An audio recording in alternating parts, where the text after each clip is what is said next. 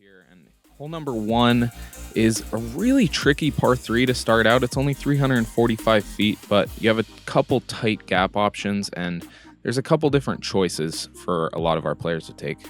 Yeah, and for a starting hole on this course, it is a daunting tee shot. The basket's right in front of you, but the biggest gap, I think, is maybe 20 feet. Yeah, maybe. And it looks like Kevin is also opting. Looks like he's going wide, but that looks like an M4 in his hand, so I'm not sure if he's going straight up the gut. Is that kind of intermediate hyzer with a little bit of flip up? And you're looking at kind of like a tinier hyzer when you say intermediate. Lower hyzer angle, correct? Yep, exactly. His putting stroke is really beautiful. Yeah, he really puts a lot of time into it. I have noticed, and we have all seen that. Here's Kevin from about 45. And that's going to sit down.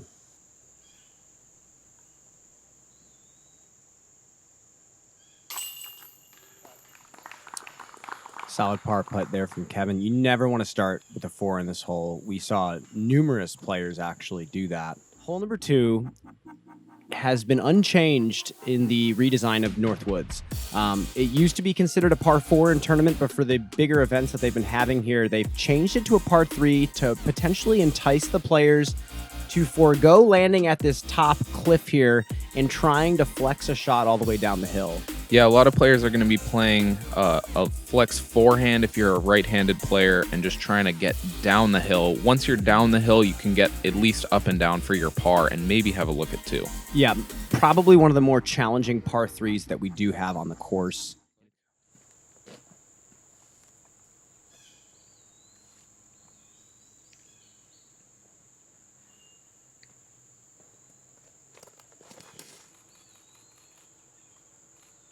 Another solid looking line. Wow. Uh-huh. He knows it was close. He's right. That was really good. Or, for the rest of the round.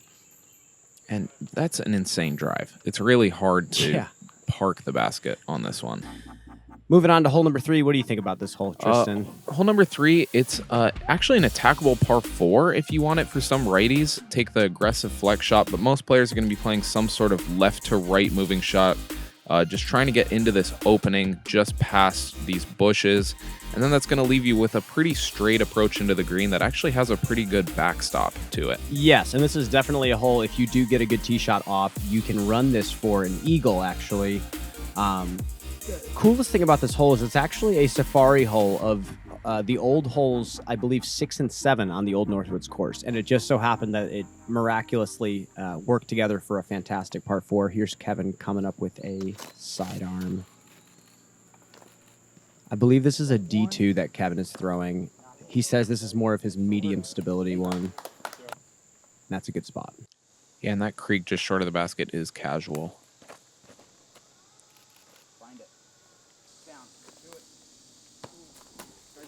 Find it. I think he was maybe trying to run that eagle we were talking about. Yep, maybe a little bit, but that's parked for birdie with that backstop of a green. You just can't learn without just playing. Yep, I've failed the PDGA officials exam more times than I'd like to admit. I'm sure most of us have. Moving into hole number 4. This hole is a very unique par 4. Dead straight, 540. Doesn't feel like 540. There's a low ceiling that you can throw underneath and try to get as far as you can up this super tight fairway. A lot of players are choosing to opt for a chip hyzer to the short pad and then filleting the tunnel with some sort of putter or mid-range. Yeah, this hole is really tight, and the rough on either side really is not forgiving. You can't really advance forward out of the rough at all, so it's really important to just put the disc in the middle of the fairway.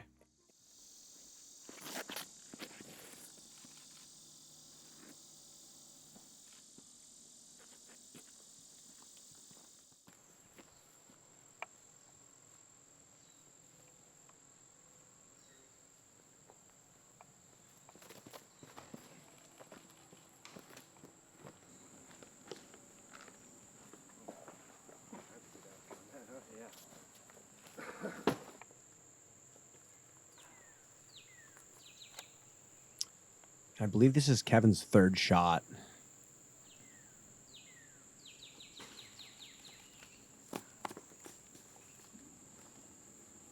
trickled to, looks like circle's edge. I believe this is Kevin Jones for a 4 here.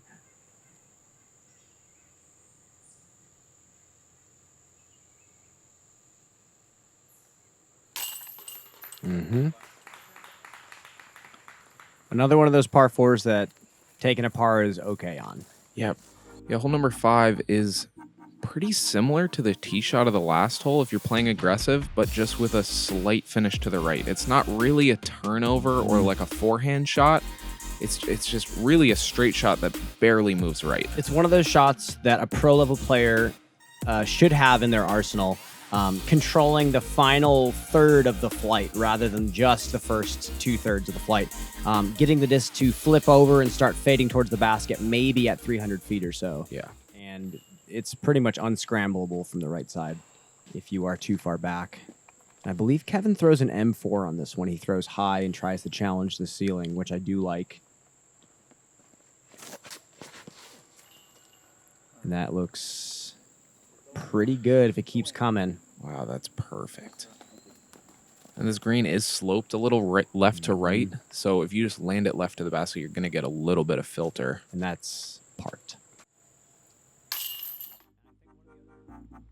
We are out into the orchard now on Northwoods. Hole number 6, low ceiling. Kind of shapes up for a flex shot for a righty backhand, I think. Yeah, so there's the flex shot up the middle from the righty backhand, or there's actually a wider skip hyzer out the right side that a lot of people opt for. And even roller is in play for some players. I've seen forehand roller as an option as well that actually worked out pretty well. But a very nice stretched out version of a previous hole on this course. And there's Kevin with the forehand roller. Looked like a pretty weird reaction right when it hit the ground, but he's still just outside the circle. Yeah, and that's a great little kick off that tree too. Gave him an extra 3 feet towards the basket.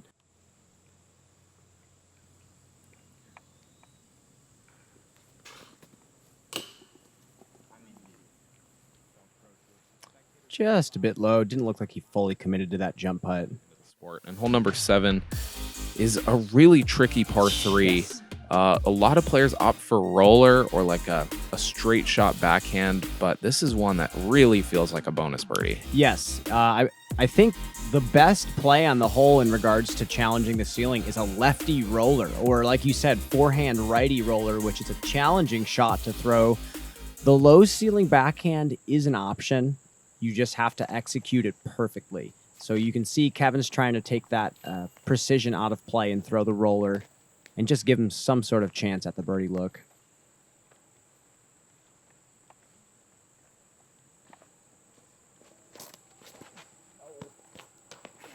It's interesting. I actually didn't think about the forehand roller. I've mostly seen people play a cut backhand roller through those trees on the right side. Not really doing it effortlessly yet. Kevin was just a putter, it looks like. And he's in C1. It's a great approach shot. Behind, but it kind of doesn't feel like it's elevated. Great putt from Kevin. It does feel elevated enough to give you a bad reaction if you hit metal. Exactly.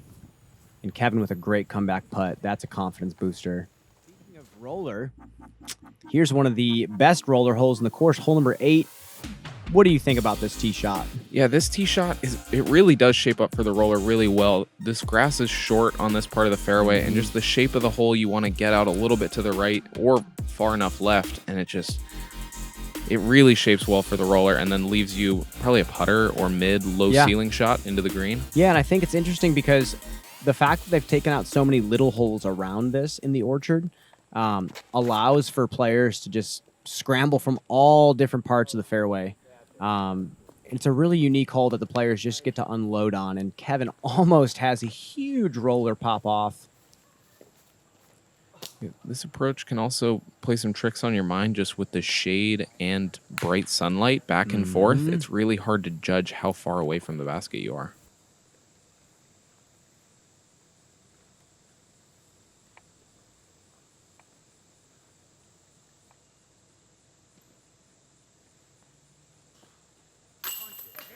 Great putt. It's starting to feel very common for him to be just absolutely drilling these putts from that distance. I feel like 40 to 50 feet, he's one of the best in the world. Definitely, I agree. As we move into hole number 9, one of the more gettable par 3s we have here. Yeah, it's a really tricky left to right moving shot. These branches on the left side come into play with the forehand, but as soon as you try to play the turnover, it's really hard to get the height and the distance right. Yes. So a lot of people are going to be playing some sort of left to right moving shot and trying to get some sort of skip up to the basket. The really interesting part about this hole are these pines on the very right side of the green. They are complete jail. So if you saw off the hyzer even a tiny bit too much, this is a good looking line. Even a shot that lands 25 feet from the basket, if it's in the pines, it's a trick putt no matter what.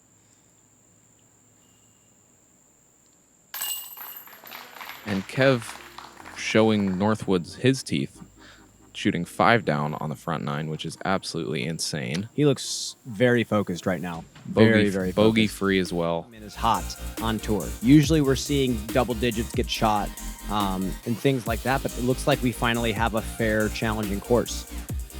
Hole number 10 is a 560-foot par 4 that moves down to the left after the straight tee shot. Most players are going to be playing just something straight, probably a fairway driver, and let it finish slightly left. Some players also go super aggressive with a distance driver and try to get down this hill, maybe give themselves a long 2-look. It's a very, very precise shot off the tee, and then you're faced with a lot of random red and green zones where you can get up and down for birdie, or you have to throw something miraculous to give yourself a putt. And knowing Kev, I know he's been working really hard on this low flat shot with the driver. That's got to get inside. Ooh, boy. Kevin, that was a little bit uncharacteristic from him.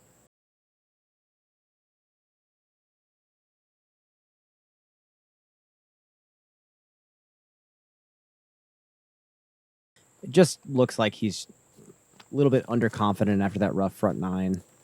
Definitely, and Kevin with that flip-up putter, he is so good at that shot. Just throwing it on hyzer with the flippy disc and letting it get all the way up. This hole, you can't afford to take at least one bogey out here. Hole number 11 is one of those holes where hitting early is very dangerous, potentially the most dangerous. Yeah, first priority on this is getting through probably the first third of the fairway, missing trees, and then it really opens up more and you can get up and down for par at least after that. So most players are just going to be playing whatever their comfortable shot is to get through that gap and then get anywhere close to the basket. Yeah, it's one of those holes where, again, you're wanting to start that flip over 3/4 through the flight. So it's a very challenging, precise tee shot. And it looks like Kevin might be going with a flippy forehand. This is his D2. That's the shot right there. Wow. That is not easy. 380 feet with a subtle hyzer. That's a sick birdie. Yeah, and that mental game is really good. After the long wait, hole number 12, in my opinion, one of the most iconic holes in professional disc golf. 300 to 400 foot subtle turnover to a tight landing zone, and then you're shooting across a creek to either a flat spot or getting aggressive and going up this huge hill with some sort of distance driver.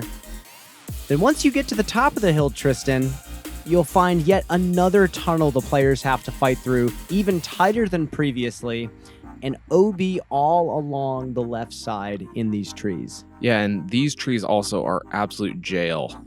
If you go on either side of these trees, you're pretty much going to be pitching back to the fairway and then trying to do it again. This hole averages well over par. Oh, and most players on tour are calling it a par 6. Yes. And Kev elects for mid-range here, just trying to hit the fairway with a subtle turn. He has all the power to get to the landing zone with it.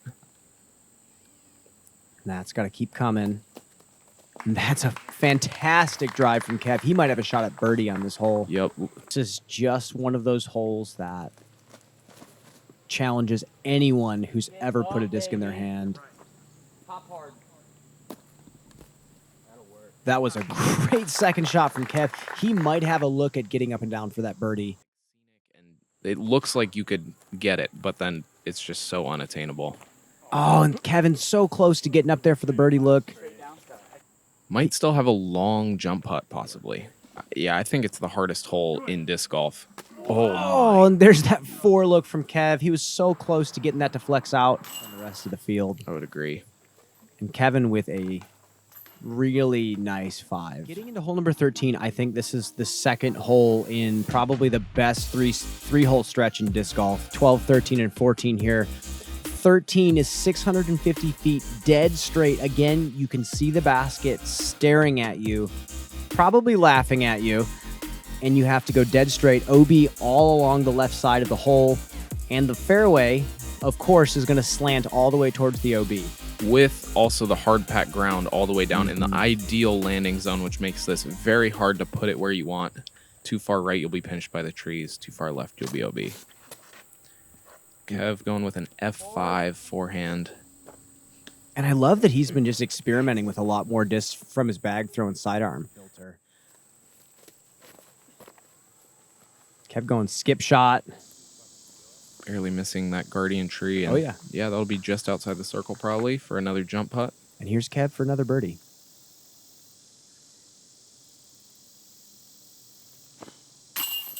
Wow.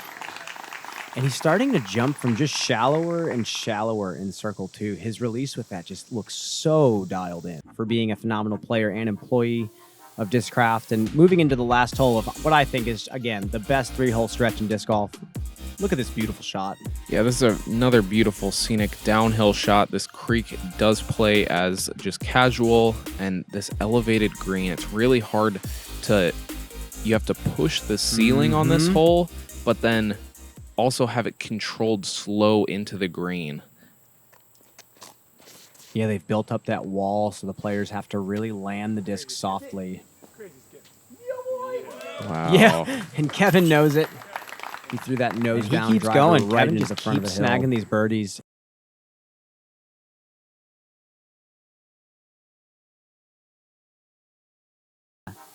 Moving into hole number 15, the last somewhat straightforward par 3 in this course. Yeah, it's straightforward, but so daunting because both left and right off the tee are OB. So if you kick a tree, you are going to be OB as well. The green is also plays more like an island. There's a little bit of a backstop there, but people are like either going to be taking a slight turnover backhand down the left side or a slight forehand flex down the right. They have opened up the left side of the far island, so players are a little bit more enticed to go for the green. Last year we did see quite a few layups on this hole, but knowing Kevin, there's no way.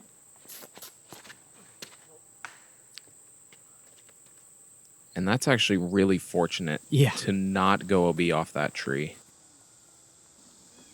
As was that. Yeah, a tree in the follow-through has to saw it off a little bit and just commits perfectly.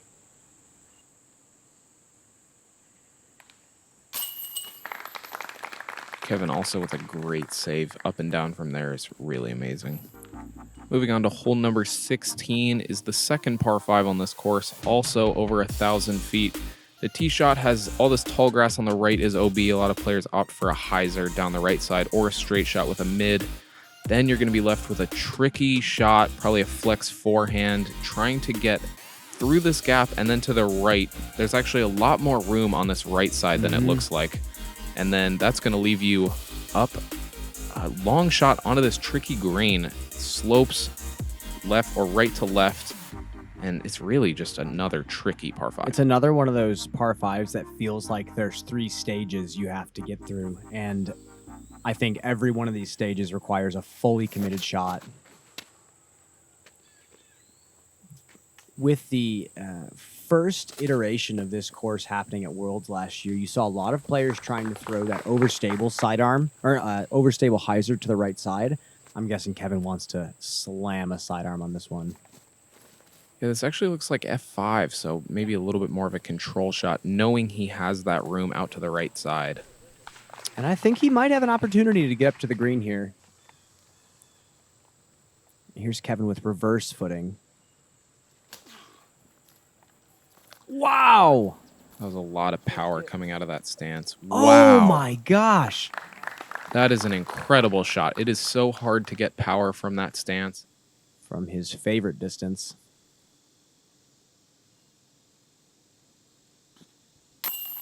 Wow. Mm-hmm. And just another birdie. He is absolutely lighting up this course. Hole number 17 is, again, one of the unchanged holes when they made the new Northwoods Gold. This is one of the hardest par 3s in the course. Yeah, a lot of players have been choosing sidearm on this one because there is more room to the right of the green, but this one is severely uphill, plays much longer than the 330 feet. And with how tight the gap is and with the placement of the trees, the sidearm does look good. And Kevin got through. Pretty good, dude. Pretty good. Yep, see him just hitting the gap and getting out to that right side, not necessarily trying to park the basket.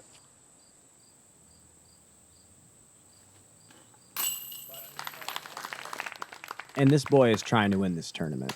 Yeah, he's really just, he's not making mistakes. He's just playing pretty perfect right now. Yeah. Hole number 18 is the most open hole on the course, probably. Really, the first tee shot where you can just kind of let loose on one pretty much. Most players are probably going to be throwing fairway driver or a forehand on this hole. Just trying to get somewhere here at the bottom of the hill where you can see the basket, and then it's just throwing whatever you want, really, up to this green. Yeah, it's one of those holes where you can kind of get aggressive on your second shot. If you do get your drive down there, there is a throw-in opportunity for an eagle. It's not the longest or most challenging par 4 out here, but it's fun to watch the players just end the round with a scoreable par 4 that you can just open up on. And it's so interesting how much Kevin's been opting for forehand recently. Yeah, it's really something he's grown to get really comfortable with. And here's Kev lining up his final approach of the day. I believe that's a D1 that he's been throwing. Same one all day. And What a round from Kev. yeah, gonna have a drop-in birdie to finish 10 under.